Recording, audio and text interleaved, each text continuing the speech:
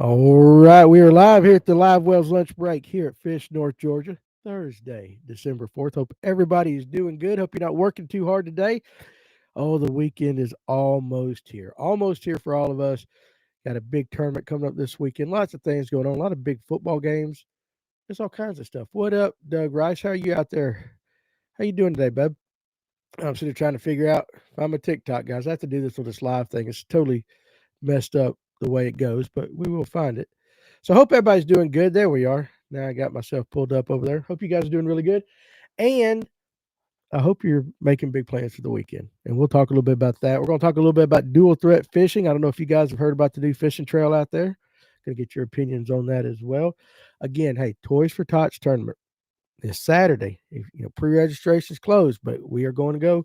We're going to go rain or shine Saturday, and hopefully I think the weather's now turning a little bit better in our favor. We might get a passing shower, but not the full-blown washout that it looked like it was going to be, right?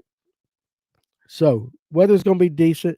If you want to fish, not pre-registration, registration starts at 5 o'clock. If you've already pre-registered, we definitely want you to check in. And I don't know if they're going to be handing out like I don't know, sometimes they give you those medallions or something like that for your boat number that you got to turn back in. I don't know. I do know that there is going to be a couple of changes with the weigh in. So you want to watch tonight's live well because I believe I have Danny Purdue with Big Shanny on. There'll be a couple of little changes that you guys definitely want to know about as far as that. But if, hey, come fish with us, it's $80 plus one unwrapped toy per angler and $5,000. Guys, I got it. I got it. Somebody is going to I did not say Polish shower. I said passing shower. Somebody is going to get $5,000 Saturday. And it will be my pleasure to see them walk off with it. Hey, listen, you got to come beat us, right? So, Dave, what's going on? I see you out there, Doc Holiday. Appreciate you sending me all those boats, Doc Holiday. Looking for that electric rig. Jeff. And but Tyler, also to Tyler, you sent me a message yesterday asking me about the tournament. From what I understand, and again, this is kind of from 80,000 feet, that your board of regents might be or your board over there might be throwing a benefit tournament for some celebrities and some of the athletes or something like that, some kind of tournament. I don't know, but I was asked if we might could possibly take part. So I don't think it is specifically for the Kennesaw State fishing team that you guys are trying to get up. I think it's more for they knew one of the board members fished, and they asked her if they could do that. What's up, Nathan? So anyway, see traveling fishermen out there on TikTok. Is it $80 per boat? Yes, $80. And of that $80, 60 of it goes towards the pot to pay for places 2 on down, depending on how many boats we get. And $20 goes into the big fish pot. And I do believe they had a sponsor that also too uh, put some extra money in on the big fish pot. So what afternoon there? What's up, Colin? How you doing, buddy? Over there on TikTok. Um, War Eagle the best. How's your son doing on the ducks and geese on Lanier? He hasn't actually been on Lanier yet. He got access to some kind of swamp over there north end of Lanier, but it's duck hunting and it's geese hunting in Georgia. Is it really hunting? You know what I'm saying? Um, it's uh it's kind of crazy. Also, too, guys, there's gonna be a raffle. There's gonna be a raffle after the tournament on Saturday. I want to show you a couple prizes. Hold on a second. This is from Atlanta Safe House. Check this out. I'll just grab one real quick. You guys probably, if you're listening, you might not hear this. Let me take my glasses off so I can read all this. This is a LifePod 2.0 weather resistant lockable storage for pistols, pew pews, as you guys like to say. I don't know all about it other than it's got touch button stuff. It's just bad. I mean, this is just a really heavy duty pistol case. Let's see. Built-in anti-lock, anti-impact latches, dual-side compression latches, airtight gasket-sealed interior, built-in biometric scanner, interior LED lights, status LED tamper indication, waterproof rubber keyhole cover, backup micro USB power inlet, removable tray, HD steel security cable. This is not even the nice one I got. There's a nicer one over there, but this is going to be one of the raffle prizes from Atlanta Safe House. We appreciate them. They gave some hats, and there's another one. It is the oh hell, I might as well show you guys why I got it. Just hold on a second.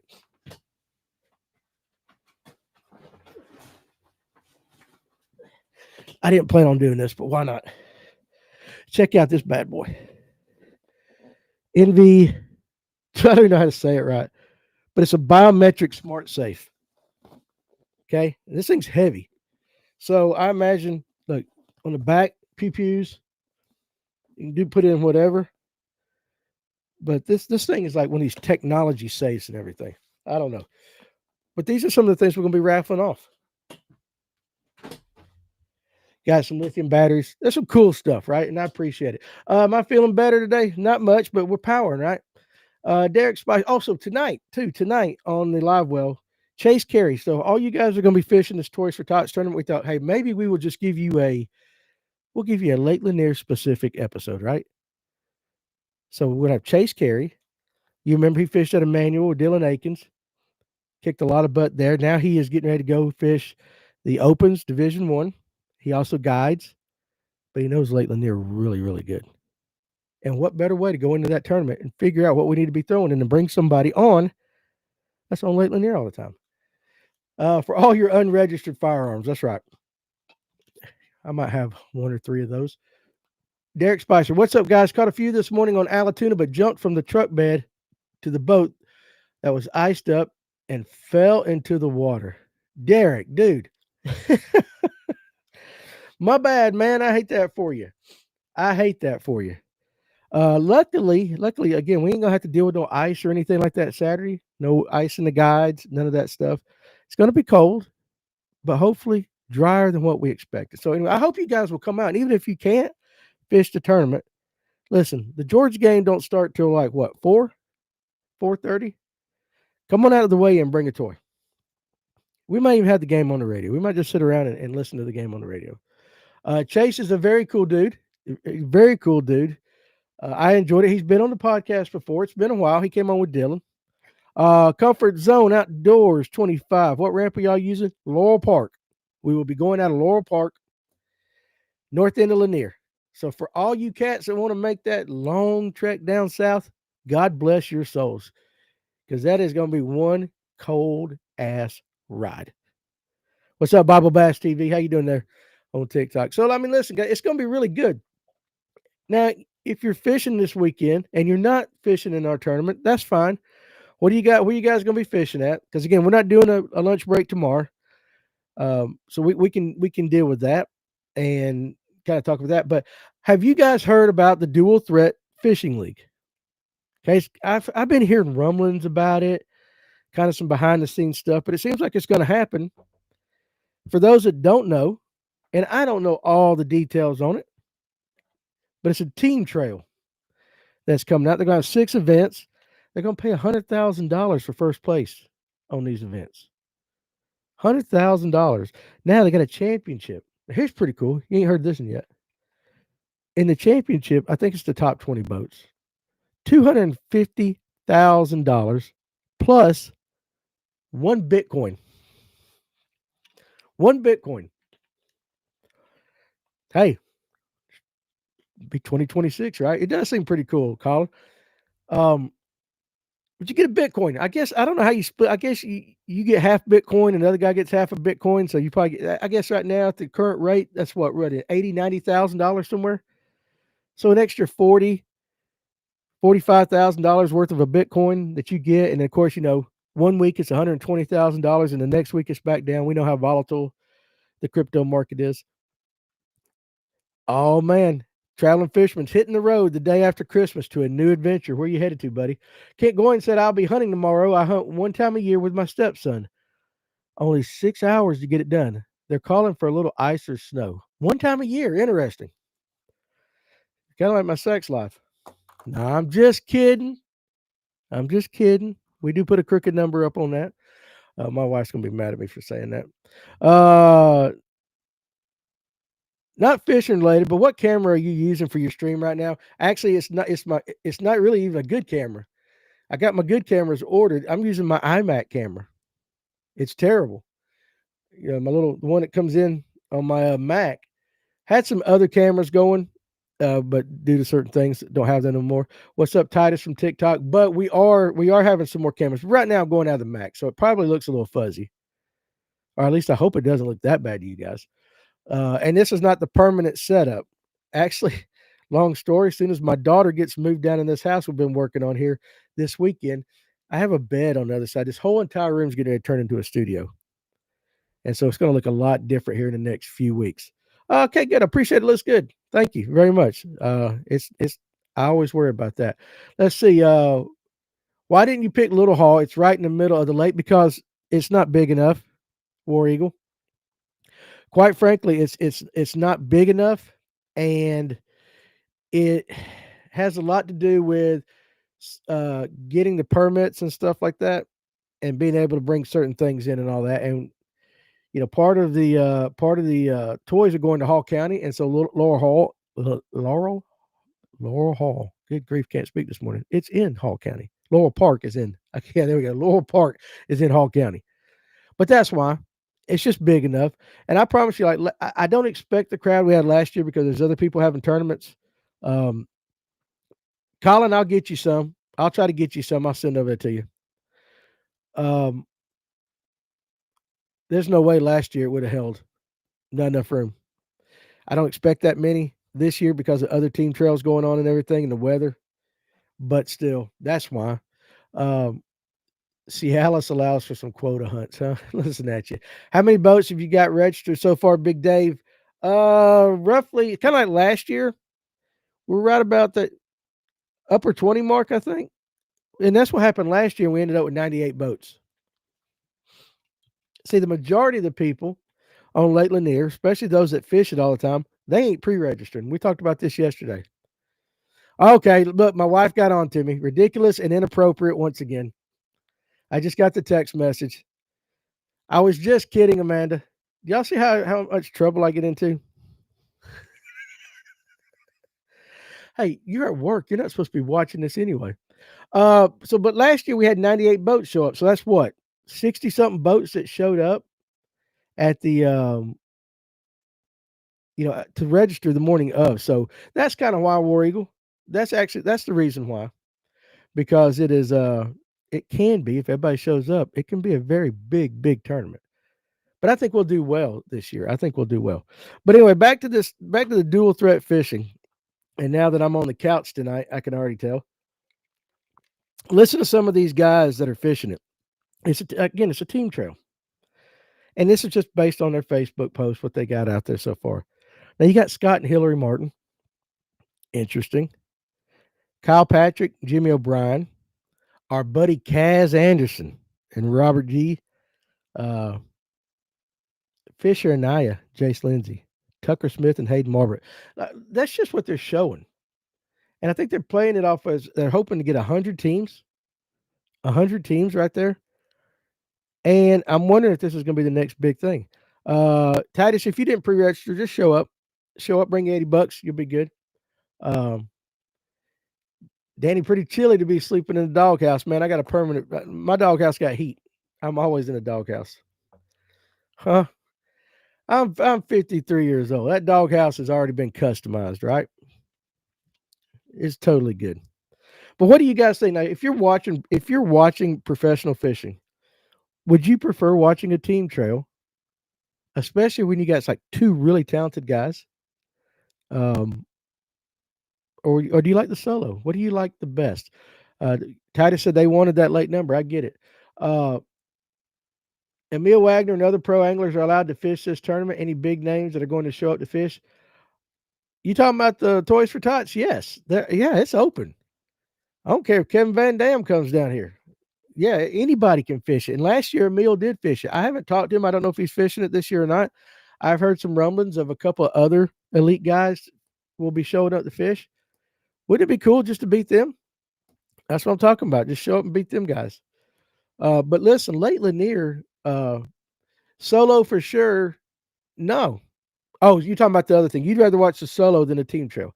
So you would rather, Kaz. Kaz has been on the show. You would rather watch Kaz fish a tournament by himself as opposed to having Robert fishing with him?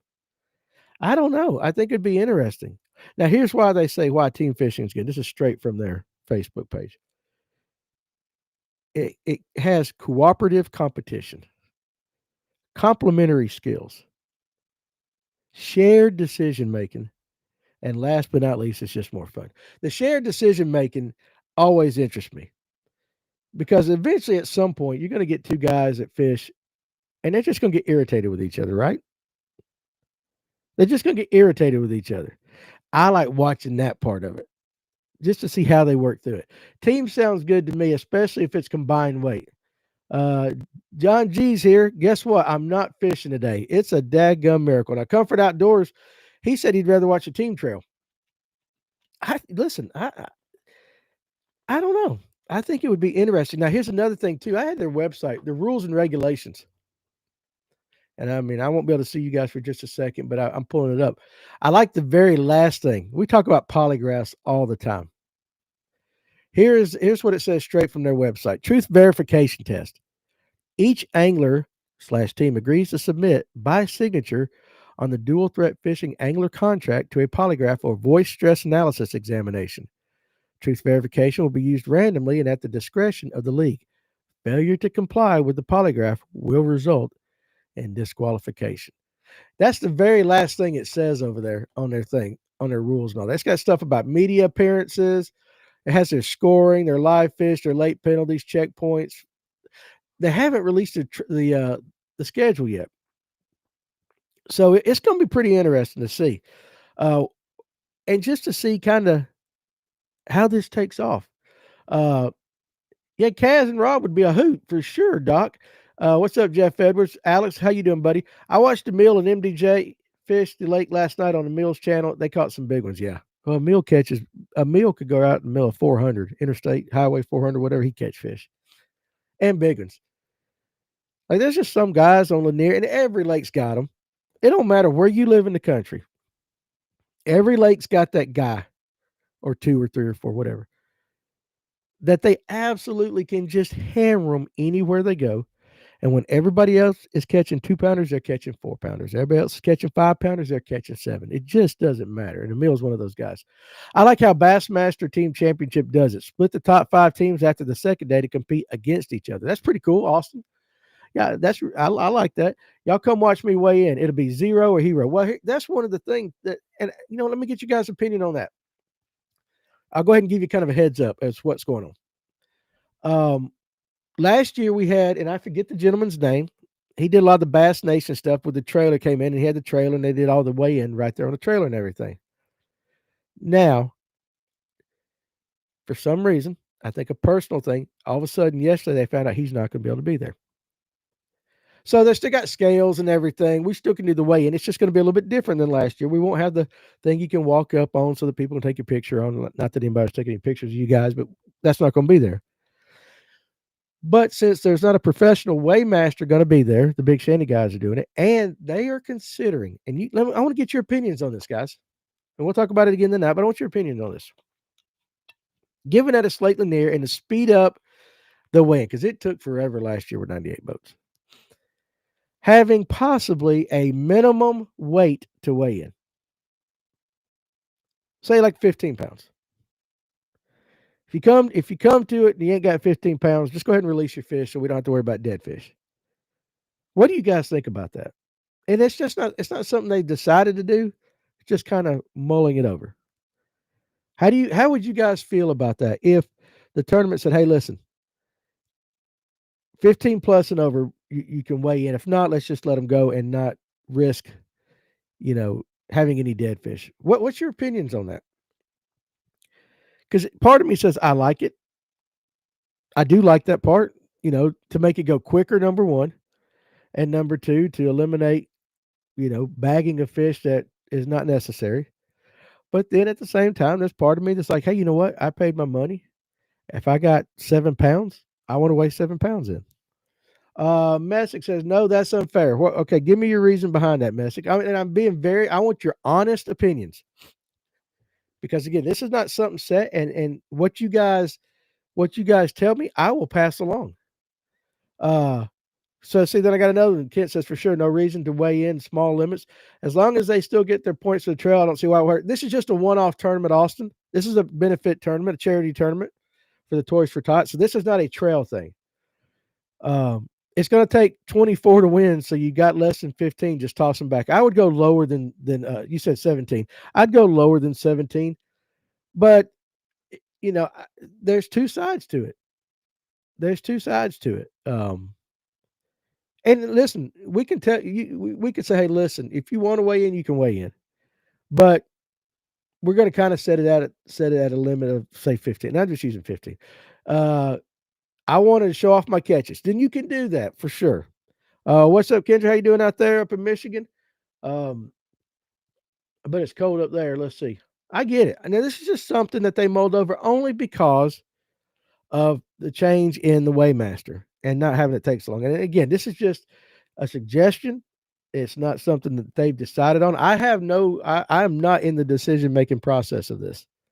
So this is something big shanty, but I told them that I would ask around and ask guys what they thought. Hey, listen, Purse said the top 15s are going to have 19 or more. All right, hear me out, Messick says. Hear me out. I have fished tournaments that have been a grind, and I've been proud to weigh in my one fish. If y'all do it like that, there'll be a lot of people leave early, in my opinion. Fair enough statement. Fair enough statement. And I will pass that on. Hey, speaking of benefit tournaments, I'm putting one on January 10th, 2026 on Hartwell. Guaranteed first place payout, $2,000. Austin, were you the one that reached out to me on social the other day on Facebook or something? I have won tournaments with only two fish. I always weigh in. And that's another thing. So, yeah, and I've seen that. It was just a thought that they asked me what my opinion was. And I said, well, I can see it both ways. I can see it both ways. But I'll pass on what you guys have said to them. And, you know, I don't think there'll be something to say, hey, listen, if you got one fish and you want to weigh it in, I don't think there's nothing that could stop you. Okay, it was you. We will get that out. Again, we will get that out starting on the Livewell. I think you did send me the stuff about it. I got so much stuff going on in my head. Also knowing in the back of my head that I'm gonna get in trouble when my wife gets home. It's just too much to handle. Can't be funny, can't take a joke. But yeah, but you know, I see it both ways. Now I will say though, the weigh-in last year, because we had 98 boats, took some flights. It did take a long time. And also too, last year with that guy came a lot of the tanks and the fizzing tanks and all that. That's now not going to be there. So it's going to have to be quick. And so that was just something that they were thinking. And it was more about the fish, taking care of the fish than it was actually how do I want to say this? Than the anglers. You see what I'm saying? I mean, we love you guys. We want you guys to 100% have fun and be recognized for coming out and fishing a tournament. But I think that was kind of their thinking. So we'll figure it all out for sure. But anyway, now back to the dual threat though. And of course, guys, listen too. It's the last show of the week, the last lunch break. We can talk about whatever you guys want. What's up, Nathan Skinner? How are you doing out there? How's life in the kayak world? I hope it's doing well. If you're not going fishing this weekend, what are you guys doing? You going hunting? Shopping, Christmas shopping? You gotta get all those, you know, it's getting late, boys. About time for us to go.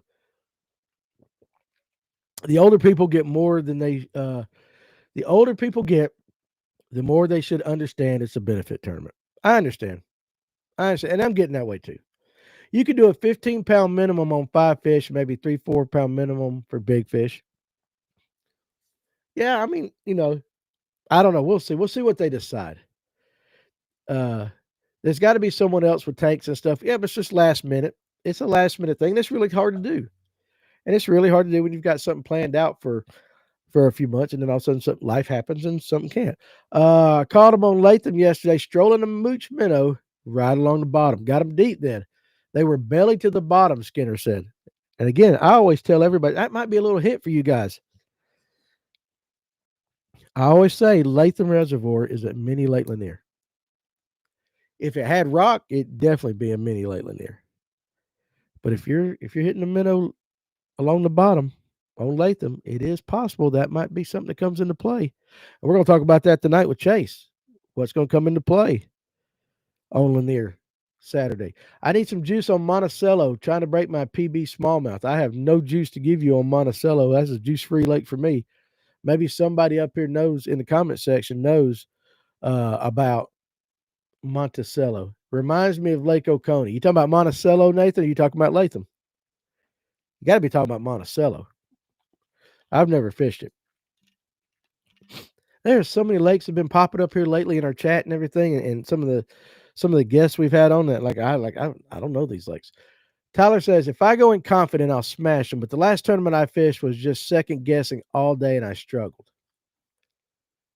It happens. Now, okay, real quick. Let me do this real quick. You think Latham reminds you of Oconee? Interesting. That's interesting. I hadn't thought about that. I always tell everybody, whatever is working on Lanier and Allatoona, you can go over to Latham and do the exact same thing. And I have found that to be pretty accurate. But I don't fish Oconee near enough, so maybe that's it. Tyler wants to know is Monticello that power plant lake? As far as confidence, listen, Tyler, I go into a tournament like this, and it works for me. Go to have fun. Go to have fun. And just don't worry about it. And I find you fish a hell of a lot better.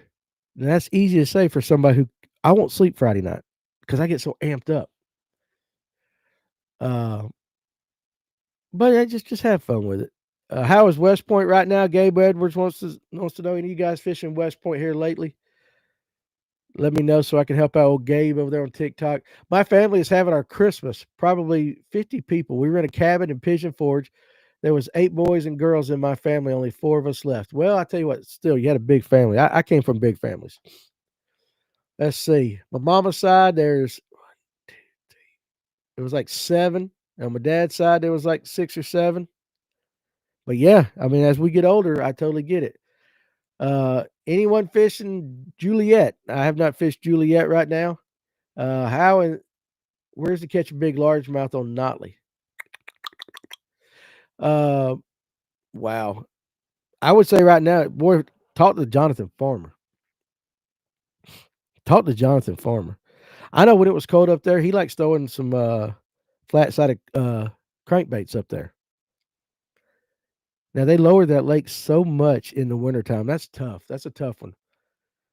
I mean, it's like one day you drive over it over 575, 515, whatever they call it up there, and you got that nice little river going under the bridge, and then you go a month later, and it's like a creek. So it's a quick drawdown too. But I think I would look for.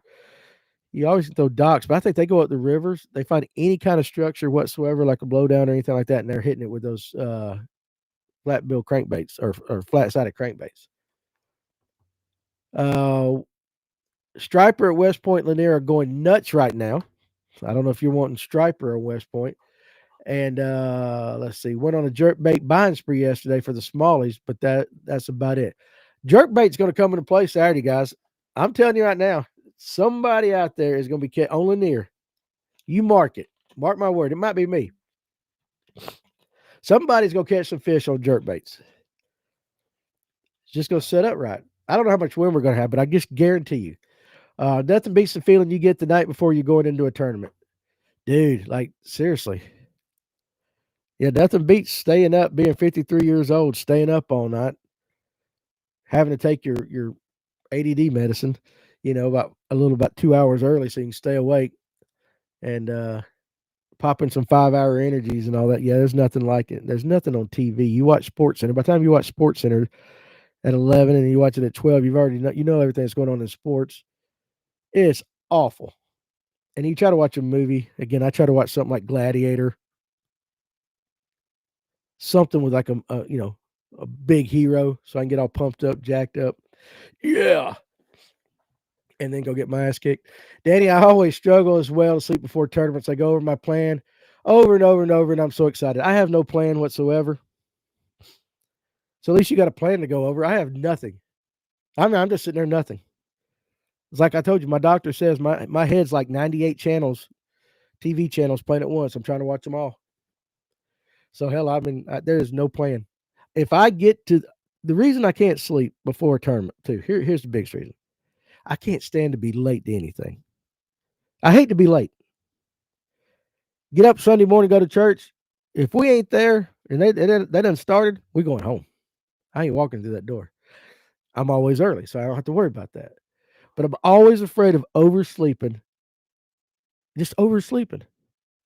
It's really dumb. I don't know. I got alarms, I got clocks and all that, but I'm just so scared of oversleeping. Because listen, I know I'm gonna get my butt kicked anyway, so I'm just going fishing to have fun. So it's basically a fishing trip for me. But still, like, man, I don't want to oversleep. I don't want to miss the blast off. Now, John fishes Juliet all the time, so there you go, Big Dave. John, can you help him right there? Mega Bass 110 Junior all the way. I'm a Spro guy. I throw that McDart. I like it. I like it. I throw that McDart a lot. Suspending jerkbait might be the money. Let's see. Nathan he's giving us a weather report right here. On Saturday, December 6, 2025, in Cumming, Georgia, winds are expected to be light, generally 5 to 10. Gusts peaking 12 to 15. Maybe just enough. Try Notley by the dam over there for sure. And Clayton, you better send me a reminder if you want me to bring you some of them secret herons so I don't forget. Messick says, I got to build confidence in jerkbait. So my theory is just go buy them and keep one glued in my hand. I see. That's what everybody says. But you know what I do? You guys have heard me say it a million times. I'm going to commit to throwing a jig today. 15 minutes in, I'm pissed off that I haven't gotten a bite, and I pull out a Nico or a shakehead and I start catching them. And I don't pick the jig up. I really need to do that exact same thing, but I don't do it. I'm terrible at it because I want to catch fish, right? I know if I would just commit it and just understand, but I like to have fun. I mean, guys, a great day of fishing for me is a tube of crickets, a Zebco 33, and a pencil float and catch 100 and something. And they're all 4 inches long. I think that's a fantastic time. Does not equate in a bass tournament, though, does it? At all. Let's see what I missed. Let's see. Lake's kind of low, so watch out for stumps. Oh, they're talking about up there. Then that's a different one. My biggest fear is oversleeping. One time I was so early, I thought I was at the wrong ramp. There was not a soul there for over 30 minutes. I have done that. Let's see what old dirty cracker. Smoke you a hog leg about an hour before you go to bed and you'll sleep. Listen. You know how Benadryl and stuff like that's supposed to make you drowsy and everything? It doesn't work for me. I had poison ivy so much when I was younger that honestly, I took so much Benadryl and all those kind of medicines that they do not affect me. Last night, we went out to Longhorns, went to Home Depot to get some stuff from my daughter's house, and came home. And I took some Robitussin nighttime medicine, probably at about 8:15. I said, now I'm gonna get some sleep. Gonna go. I had to fall asleep later on, about 10:30, 11 o'clock. Now I slept hard when I got there, but I didn't get there for a while. I hardly ever stop a jerkbait. I usually walk the dog with it underwater and have caught tons of fish. Okay, so we talked about that a little bit this week too. I'm not a big fan of that jerk pause in the wintertime. I sometimes I'll just reel it and works. Wish I could hang, but I'm headed to the airport. Y'all have a blessed day. Peg leg, hey, be safe out there. I'll be flying next week. Be heading out to old Salt Lake City with the wife. Going to go out there for Digital Sportsman to the American Guide Conference. I can't wait to see this. This is where you're going to have all the biggest of the big hunting and fishing guides across North America are going to be there. And little old me get to walk around interviewing a bunch of them. It's going to be a fantastic time. And I've never been to Salt Lake City, so looking forward to seeing that. You headed to pick someone up. You're not getting on the plane. Well, be safe anyway. Atlanta traffic sucks, dude. Let's see. Where we at right here? You guys are throwing it out there. I was catching some nice ones throwing a weightless curly tail worm over grass. I bet you were. We talked about that. I think Alex brought that up on the show, on the kayak show Monday night, something like that. Oh, loving good right here. I used to hunt with you, and you were always first up no matter how late we stayed up. LOL. See? It is. It's right. And hey, Andrew, that old trailer you had, that thing is still on the property over there. It is still on that property. We never moved it. Now, it has fallen in. It's not movable or fixable at all, but it's still there. At least the frame is, and what's left of it is. I wouldn't open the door to that thing for nothing. Ain't no telling nobody having no shoulders are in there. Snakes. Ugh. Here we go right here. Clayton, Danny, you better hope for a 10-pound minimum, so at least you get. I get my way with 2 pounds. I know. Listen, 2 pound king of the 2 pound spotted bass for sure. I am more successful with the numbers and size with a Nico versus a jig. I think we all are. Um, I'll say that. He's talking about me doing that, picking it up and throwing it down. I'll say that, but I know after a couple of hours, I'll grab my shaky head with a Cinco. So that's what I'm saying. I can't commit. And it hinders me. And that's why I'm not an elite angler. I'm just an average Joe that, listen, I don't get, it's crazy. I own a company that does nothing but talk about fishing, right? I talk about fishing 5, 6 times a week. I don't get a lot of time on the water. When I do, I want to catch fish. Okay. I'm sorry. I'm not paying my mortgage fishing tournaments or anything. I like talking about fishing, but I don't get a ton of time to fish. So I go across the street to Latham. I want to go there and, bust some lips, you know, catch some fish. I don't want to commit to stuff like that. It's just, and I know I should. I know I should. Uh, where are we at right here? Let's see. The only way to do it is to take the jigs, absolutely nothing else. Otherwise, I do the exact same thing. Yeah, and that's what I'm saying. I don't want to do that. I need to do that. I don't want to do that. But then again, if I fished a jig like I fished a Nico, I would catch the same fish. I don't know. I don't know. We're talking about jig fishing now. It's turning into a jig show. I can't fish a jig in the daytime, but I kill them in the summer at night. Interesting there. I know a lot of people don't throw the jig near as much at night. Before I had forward facing sonar, I threw a jig all the time. Now I just whip out some fairy wands around. And that, listen, it's different. But I know some guys that will take those jigs, get on the humps of Lake Lanier and everything, and they'll slow roll them jigs across those humps. They'll throw them down there in the brush piles in the timber. They'll do the same thing that you'll do with regular baits. They're just very patient. They are very freaking patient. And I'm not always that patient. I've seen Kevin Underwood do it. I've been on the boat with him when he's throwing jigs across humps and doing quite well with it. What's up, Coker? How you doing? And Danny, just take a lot of Ambien. You'll sleep. See crazy stuff. Listen, I can't take Ambien. Did you know this? We found out. So, like, I have that sleep apnea, right? I stop breathing in the middle of the night. My wife says I do it all the time. Pretty bad. If you take Ambien, it does something to the part of your brain that tells your ass to wake up. So if you are sitting there and you're not breathing, Ambien hinders your brain from saying, hey, dude, breathe. So I can't. I wish I could. Danny, here we go. Here we go. Caught him good yesterday on Sinclair throwing a red rock crawler on riprap by the top dam. I'm telling you, rock crawler, that's it. Spro rock crawler. That's all you need. You could throw a Spro rock crawler all year long, but boy, it shines. It shines this time of year. Absolutely shines this time of year. Spoon feed them under a bridge for sure. You could do that. Purrs, we'll see you later, buddy. Get back to work. We don't want you to lose that job. Fishing with Fritz. Hey, now, how's it going? What's going on with you, buddy? How you doing over there on TikTok? A jig should be on fire at Lanier this time of year. Tyler Williams' little rubber jig is money, Messick said. Hey, listen to this, guys. My buddy Danny at Cross Bait Co. just put this on TikTok. Use the promo code FISH North Georgia. And that's Georgia spelled out. No spaces. Fish. No, okay, let me do it right. Capital F, Fish, capital N, North, capital G, Georgia, but all together. Fish North Georgia, and get 20% off your plastics all of December. Hell yeah, dude. That's awesome. Cross Bait Code. Go check them out. What's the name of that? What's the name of that shad y'all got Danny over there? Is it your mama's?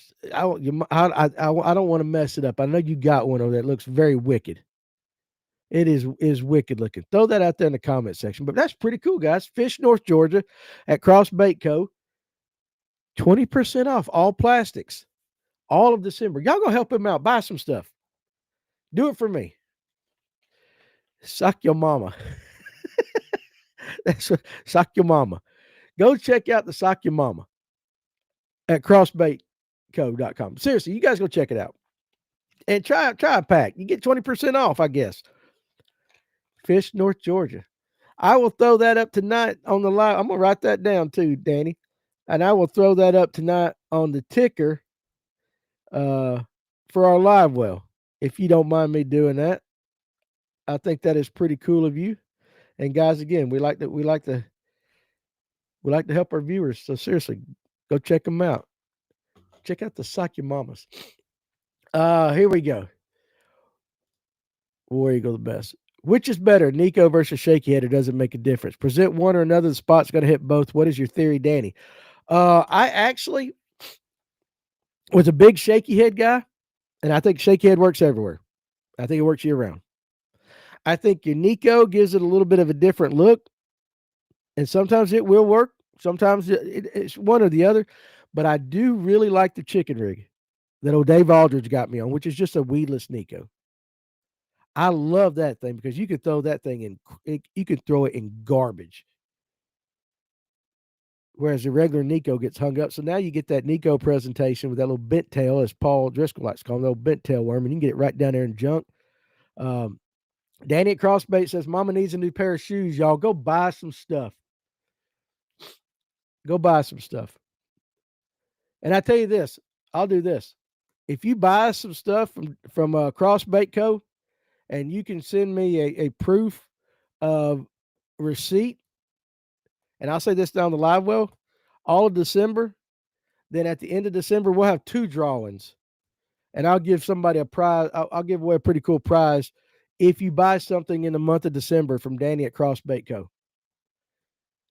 You just have to message me a picture of the receipt, and then I'll put your name down. I know we'll be giving away another one of these JC Elite Reels for our members of our YouTube channel. I'll come up with something pretty cool, and we will give it away to anybody that buys anything from Crossbait Co. in the month of December, and I'll start popping that out. Fish North Georgia save 20%. Maybe that'll help out, Danny. We'll see what we can do for you, buddy. But I think back to the Nico versus the Shaky Head. I think the hot thing right now is Nico. Can you throw both of them in the same thing? Yeah, probably so. Could you probably catch the same fish? Probably so. I think the confidence is as much with the angler.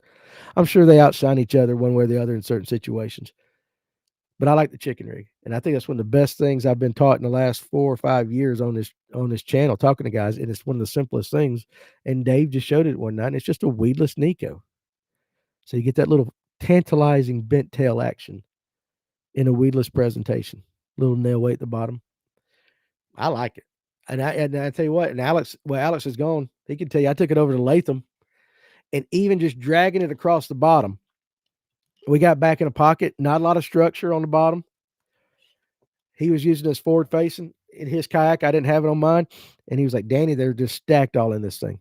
And I throw that Nico chicken rig across, let it go to the bottom, and I just slow dragged it. And when I say slow, we're talking very slow. And just let that old bent worm just sit there and kind of right across the bottom. Da-dunk, boom, da-dunk. And I sitting there right in front of Alex, just boom, boom, boom. I just like it. It's a confidence thing. But do what you want. Shaky if they're deeper, if you want them to react to a faster fall. Nico if you're shallow or more finesse. That's what Tyler says. Hey, listen, that's not wrong. Ambien messed me up. The house can burn down and you will not know it. Seriously, you can't take it like that. I know those steroid packs give you some horrible, vivid nightmares. There's some things out there that will do it. Bipolar medicine will make you have some wild dreams for sure. Let's see. Fog delayed Hartwell this morning on the Bassmaster Team Trail. I haven't watched it yet. I got to. Is Danny Cross the owner? I believe so. Danny Cross, is that your last name, Danny Cross Baitco? Danny, I can't make the tournament Saturday, but want to donate some money. Big Dave, you on Facebook? I can show you a way to do it if you want to do that. Just reach out to me on Messenger on Facebook if you got that. If not, we'll figure out a way. Which hook do you like for the chicken rig? VMC. It's a VMC Nico, and I forget the exact name of it. Danny said his last name is Cross Messick, so it's Danny Cross.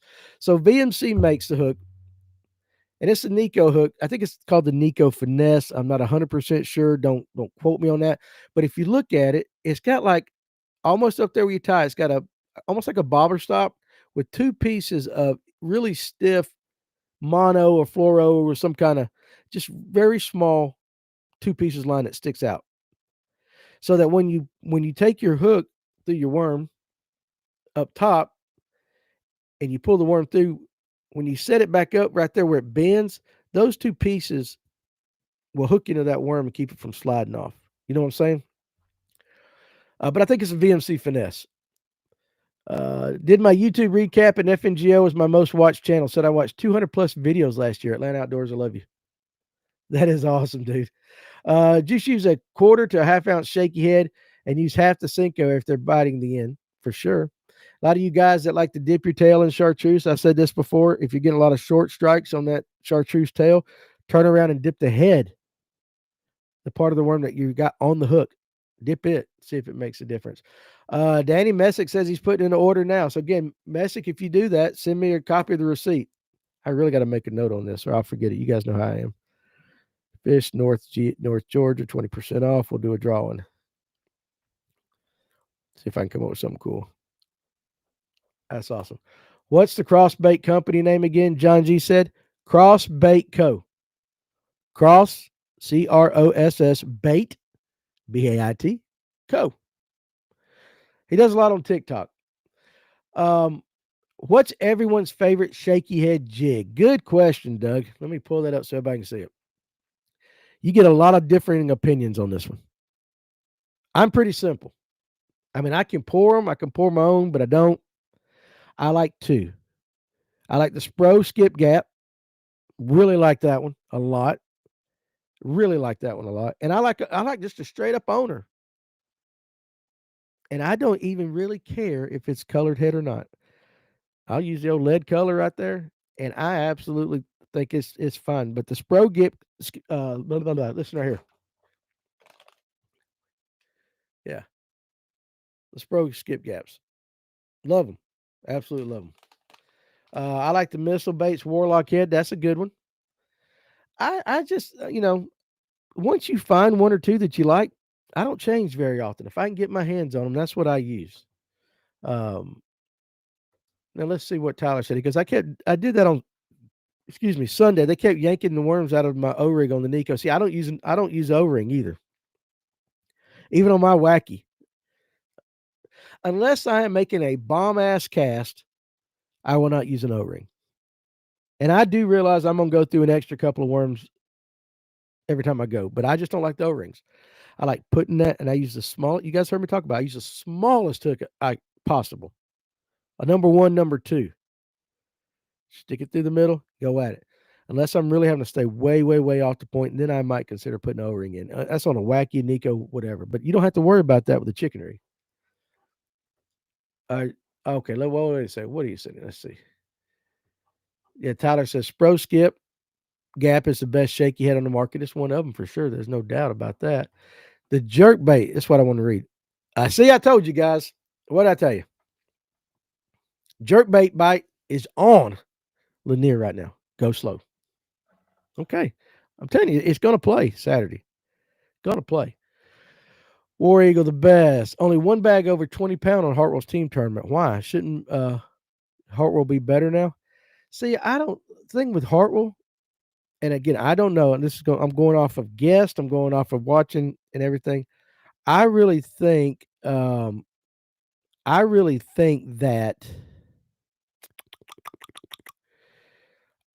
there's spots. We're in that part of the year kind of weird. I don't know, but I think spots are more consistent on Lanier. So 20-pound bags are a lot easier, and then somebody gets a kicker. I just don't think Hartwell they play like that. And so if the largemouth aren't really, really active, you're not going to get those. So I don't know. I'd have to watch it some. That's a guess, and I'm 100% guessing. The owner 1/8 ounce shaky head, hands down. I use those too. I don't like screw locks anymore after using the skip gap. That's why I like them. I only use tungsten, and I like Kitech shaky heads. A lot of people are like that. I use owner. Got to try the Spro. Doug, you need to. True Grit shaky heads are great. Yeah, I don't pour them anymore. Ryan may be pouring some at his house. If you get Ryan to pour them. The reason I don't like them is I could never get the daggum little guide right. It always bent funny. Let's see. Hartwell was on fire like 3 to 5 years ago, it seems, for sure. Glad I could catch you even for a little bit today. Steven Sturgeon, absolutely. Come back tonight because we're going to have a good conversation tonight. Like I said yesterday about the jerkbait, slow, consistent pulls about 1 to 2 seconds apart. We'll be doing that for sure. Do you throw a frog much where we're at, Swade? Yeah, yeah. Some people do, buddy. The lakes here are not what you would call true frog lakes because there are a lot of highland reservoirs, but that doesn't stop guys from throwing frogs. Um, but not like you see on Gunnersville, Chick, things like that.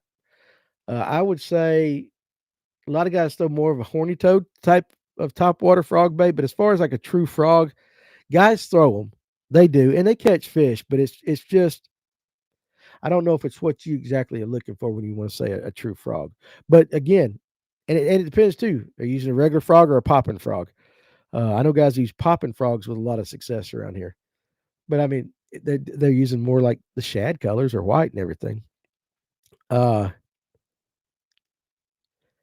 okay, hey, listen, guys, too. Danny at Crossbay said Fish North Georgia is a promo code. Sometimes it takes a minute or two for the website to update new code. So if it didn't go through, you guys wait and try again. It will work. Uh, John G, I think you get a better hookup without the O ring on a wacky. I do too. And I think I get a better hookup going with a very small hook. That's why I always said I pull that from the trout world. If you can pin a 20 plus inch brown trout that's just vicious on a hook that's so small that you need like reader glasses to tie the knot in, I can keep a bass pin with a smaller hook. That I just think it's less. It looks more natural. I think it's less for them to see, but you're not going to boat flip them. We're not boat flipping. Oh, Steven said I would now, but I say, oh, he got ice up there, dude. Man, that's crazy. Wadawi, I was catching bass on a frog on Wadawi 3 weeks ago. Crazy. Yeah, and when we had Rob Jordan on, we were talking about frogs on Lanier, and he throws them, but he said that was the famous comment. And I said, "What color frog you throw?" And he goes, "I throw black. And if that doesn't work, I throw black. And if that doesn't work, I'll throw black." I don't know if you guys remember that, but that was old Rob Jordan that time. I haven't caught anything on top water in like 2 to 3 weeks. Yeah, it's about that time for it to slow down. Just some days they fire up for some reason. Atlanta Outdoors, the KVD Pro Blue 300 is what I used yesterday in the cold rain. Caught 5 before work. I added a jerk up to my cadence, and that's the one they hit most times. He says you added a jerk up. So top pop up. I guess that's what he's talking about. Very interesting. Seriously, it was cold weather last year on Lanier. I said this last week or earlier this week. I couldn't get them on any cadence whatsoever. Now I take that back. I caught a 15-pound striper on that jerk pause, but I caught it I threw it right up on the bank. So it was in less than 6, 7 feet of water, and he busted it. And on the very next cast, I caught a largemouth doing it. And so I said, "Hey guys, I've established a pattern." And that pattern didn't work the rest of the day. So the next tournament, got out there and tried it, wasn't catching nothing. And I got mad. And I just started reeling it. And once I started reeling it, and we're not talking about burning it, but just steady reel of that jerk bait that McDart got down there. And I'd bring it across the point, and they just started busting. I'm like, okay, this is a little different. I know it's not the typical way, but sometimes you just got to find a way. Um, why, you put why to throw frogs on Lanier? Frogs have terrible landing percentage. I get why people use frogs and grass. And when you're talking about landing percentage, you're talking about hookups. I don't know. I guess just people that like to throw them. I get it. That's not one of my strong baits for sure. I don't have too many strong baits, but that's definitely not one. Right. Um, but that is a good point. It is a good point. And one of the hardest things, and guys always talk about having to sit and wait, right? They sit and wait and just wait and wait, and then they set the hook. Man, I just don't have that kind of patience. I try, and it just doesn't work for me like that. All these people throwing top water say they got to turn around and not look and just wait for the feel on top water. I can't do it. John G. When everybody's throwing black, that's when I throw white. Hey, listen, change it up, right? It could be it. He also says a Spro flapping frog is fire. You just reel it in like a Chapo. Okay, I haven't messed with that. Messick says, were you hitting your jerkbait on the rocks with just straight reeling it, almost like a crankbait? No, not. I was actually sitting off. So what I would do that day is I would approach a point from the side. Almost as the point comes out, I'd almost be like right in line with the bank, and then I would start at like a 1 o'clock, 2 o'clock, 3 o'clock, 4 o'clock, just throw it across. And on those shallow ones, yes, I would hit it. But most of the bites came out as it most. If I remember correctly, what kind of caught my attention was as I was real. I got into like I would say 10 foot of water. I know I wasn't hitting the bottom unless there was a big boulder there or something. I was probably down there, but I know I wasn't hitting the bottom. But I didn't get hit on the point. I got hit as it went across and came off the point, like almost like they came out of a little bit deeper water, like they were sitting on the side of the point. And that seemed to be the bite that I got most consistent over the next couple months. And anytime I do it, it seems like, yeah, you'll get hit on top of the point at times, but most of your bites are either coming to the point, as you cast across it. Most of the bites on that happen as it's coming to the point or just as it's coming off the point, going across it.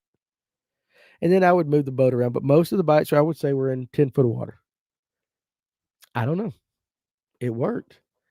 Uh, we'll see if it works Saturday because I will be doing it. Iaconelli had a vid I watched a few years ago that mentioned adding that pop up after waiting a few seconds just to throw it in since then. He's thrown it in since then. So you're going jerk, jerk, pause, letting it sit, and then popping it up. Pause, jerk, jerk, popping it up. And when I say popping it up, like your rod's going horizontal, horizontal, vertical, horizontal, horizontal, vertical. Is that what we're talking about? I mean, it could work. Could definitely work. I'm only throwing a frog in a swim bait this winter. I usually have a slow winter anyway, so might as well try for trophy class fish, catching bass and hauling ass. Hey, listen, the biggest fish I've caught in the winter the last 2 years, honestly, been on shaky head. Been on shaky head. But go for broke, man. Right? Go for broke. Just a steady reel on the jerk does work sometimes for sure. I mean, I don't know. Don't get me wrong. I'll still do the jerk, jerk, pause, jerk. I mean, I'll try all that. But sometimes it is. Sometimes it's just simply reeling. Danny, what have you heard about the new Zoom thick trick bait? Haven't heard much about it at all yet. And I'm a little bit out of the loop with all the changes going on. Used to, I would study the new baits. I get the emails from the companies, some of the industry news, and generally you can kind of see what's coming out before it comes out or know what they're working on a little bit. And I'll be honest with you, I have been out of the loop on that. I need to do a better job of getting back in the loop on that thing. War Eagle, they work good on a shaky head. Yeah, they can do it. So, all right, guys, gone about an hour. Got a show tonight. So again, hey, listen, Crossbait Co. Fish North Georgia, 20% off. I'll talk more about that tonight. Come back tonight because we're going to talk again. We will have we'll have Chase Carey on. We're going to talk about Lanier and Herring Lakes through the winter, and that will translate to Chattooga, Notley, Carter's, Allatoona, Smith Lake, a lot of lakes in the southeast. It's going to work. What we're going to talk about. It'll work on Latham, Hickory Log. A lot of these tonight. A lot of these lakes will translate to what we're going to talk about tonight. And I'm sure we'll be talking about some scoping, 100%, some mintering. But I'm sure there'll be some other things too. I think a jig will win with 18 pounds. Maybe. Jesse and I. So, yeah, guys, so again, I won't see you again for another lunch. Actually, again, let me go ahead and announce it. Next week's lunch breaks, I will be in Salt Lake City all week. I fly out Tuesday. Don't get back till Friday, going to the American Guide Conference. So we won't be doing lunch breaks next week. And then after that, I think we'll get back more into the normal route. But the guys will be doing the live wells next week. Already got those handled. But come tonight, and we'll talk about how to catch some fish in the wintertime on a herring lake, the Toys for Tots. And, make sure you like the live. Give us a thumbs up. Do all that stuff so that the algorithm loves us as well. All right. So, guys, we will see you tonight at 8. Enjoy the